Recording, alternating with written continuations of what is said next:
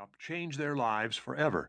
The decisions they make on their own, however, will change the way in which the truth is exposed and how justice prevails. For God made not death, neither hath he pleasure in the destruction of the living. For he created all things that they might have their being, and the generations of the world were healthful.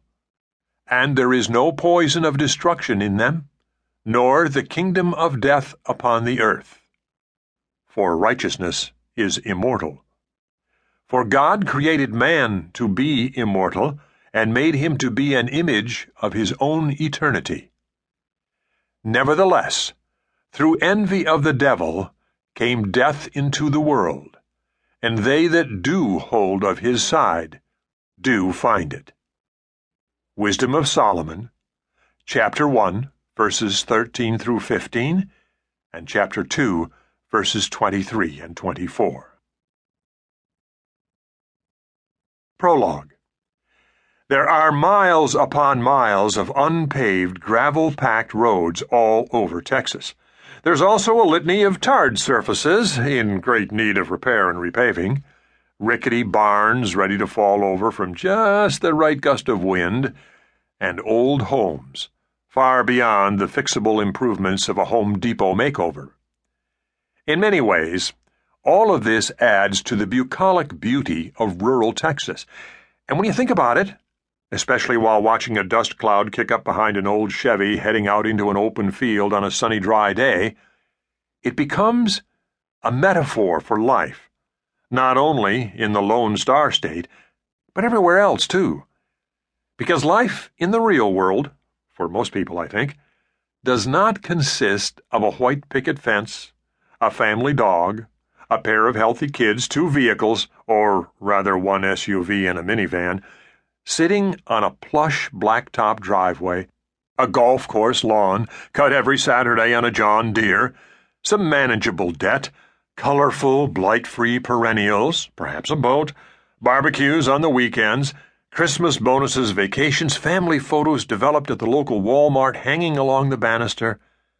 Sometimes life throws daggers, and if you end up on the receiving end of one, well, watch out. You're dead. Or certainly maimed for life.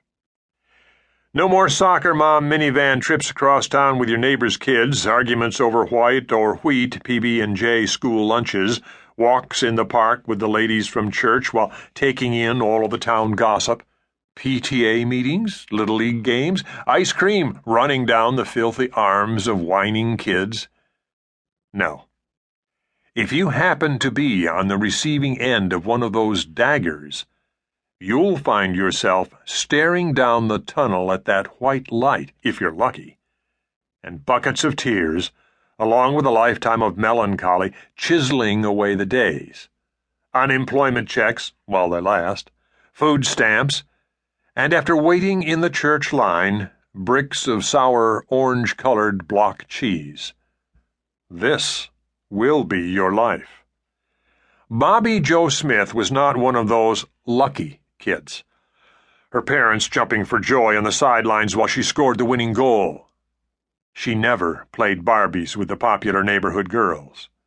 Nor had she become part of what is the new 21st century working class, searching for the next meal and a government handout. Somewhere in between, Bobbi was just a girl, essentially, when she realized her mother didn't give 2 shakes about her. And Dad? Who the hell was he, anyway? Where was he? By the time Bobbi was old enough to look around and not only put into context, but truly understand where she was being raised, she found herself in the sleepy, shanty little Texas town of Grayford, of which many in the state had never even heard. For those kids, like Bobbi, in certain sections of this rather pleasant town, boasting a mere 578 residents, the 2000 census, they looked around and met the despondent gazes, distant and stoic, on the faces of everyone surrounding them. They eventually realized they were staring